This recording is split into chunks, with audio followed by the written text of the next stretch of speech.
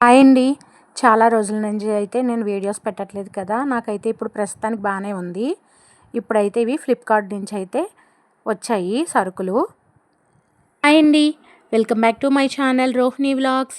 First time కనుక మన channel చూస్తే ఛానల్ సబ్స్క్రైబ్ చేయండి. రోజు మనము చపాతీలు తింటాం కదా!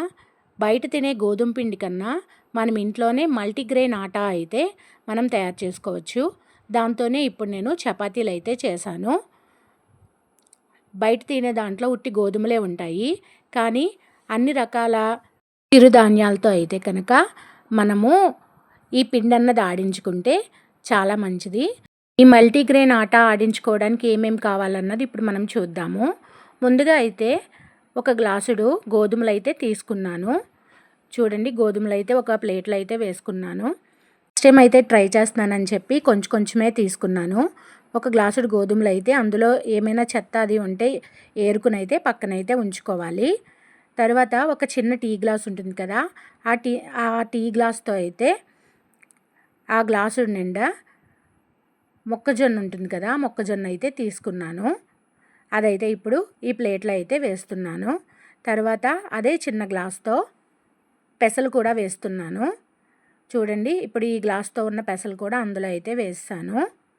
మరొక గ్లాస్తో అయితే రాగులు కూడా అందులో అయితే వేస్తాను. ఇప్పుడు మనం విడివిడిగా తినాలి అంటే తినలేం కదా, ఇలా మొత్తం అన్నీ కలిపిన మల్టీగ్రెయిన్ అయితే తినడానికైతే బాగుంటుంది. మరొక గ్లాస్తో అయితే జొన్నలు అయితే తీసుకున్నాను. ఆ జొన్నలు కూడా ఆ ప్లేట్లో అయితే వేస్తాను. తరువాత మరొక గ్లాస్తో అయితే అరికెలు కూడా తీసుకున్నాను. ఆ అరికెలు కూడా అందులో వేసి మొత్తం అన్నీ అయితే ఒకసారి కలిపేసుకోవాలి.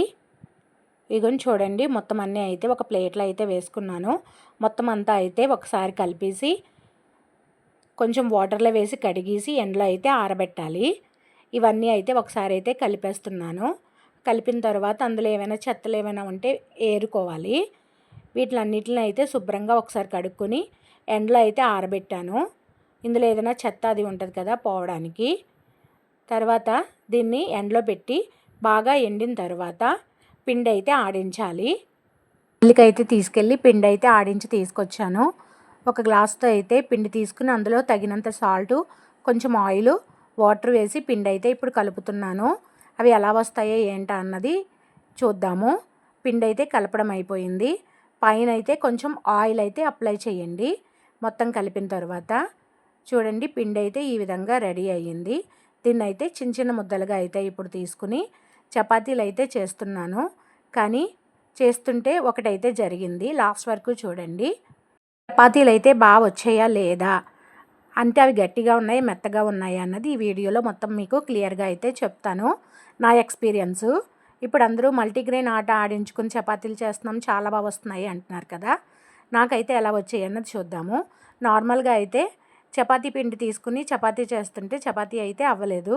అందుకని ఇలాగా చిన్న ముద్ద తీసుకుని కవర్ మీద పెట్టి చపాతీ అయితే చేస్తున్నాను. ఇలా చాలా కుస్తీపాట్లు అయితే పడ్డాను. లాస్ట్కి ఎలాగోలాగా చపాతీ అయితే వచ్చింది. మామూలుగా అయితే చేస్తుంటే కర్రకి పీటకి అంటిపోతుంది. అందుకే ఒక కవర్ కట్ చేసి కవర్ మీద ఇలా ముద్ద పెట్టి చపాతీ అయితే చేశాను. ఒక చేత్తో వీడియో తీస్తున్నాను, అందుకే ఒక చేత్తోనే మీకు చపాతీ చేయడం అన్నది మీకు కనిపిస్తుంది. ఇలా అయితే చపాతీ అయితే వచ్చింది, కానీ షేప్ అయితే లేదు, ఏమనుకోకండి. ఇలాగైతే వచ్చింది. దాన్ని తీసుకెళ్ళి పెనం మీద అయితే వేసి కాలుస్తున్నాను.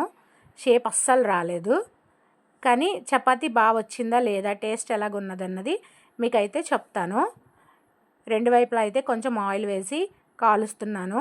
మామూలుగా చపాతీ పిండి అద్ది చేస్తుంటే రావట్లేదు, అందుకే కొంచెం ఆయిల్ అయితే అప్లై చేశాను. ఇది రెండు వైపులా అయితే కాలుస్తున్నాను. చూడండి, రెండో వైపు అయితే తిరిగేసాను, కాలుతుంది.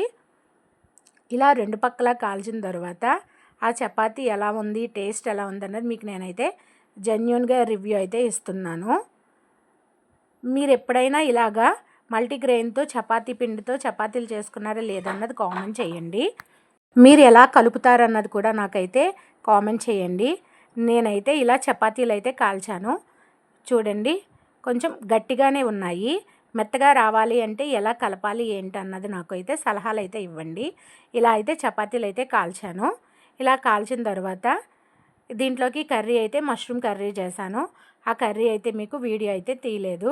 జస్ట్ చపాతీలు కాలడం అయితే మీకు నేను చూపిస్తున్నాను. కానీ చాలా డిసప్పాయింట్ అయ్యాను. ఎందుకంటే ఈ చపాతీలు కొంచెం గట్టిగా ఉన్నాయి. నెక్స్ట్ దాన్ని వేడివేడిగా తింటేనే బాగున్నాయి.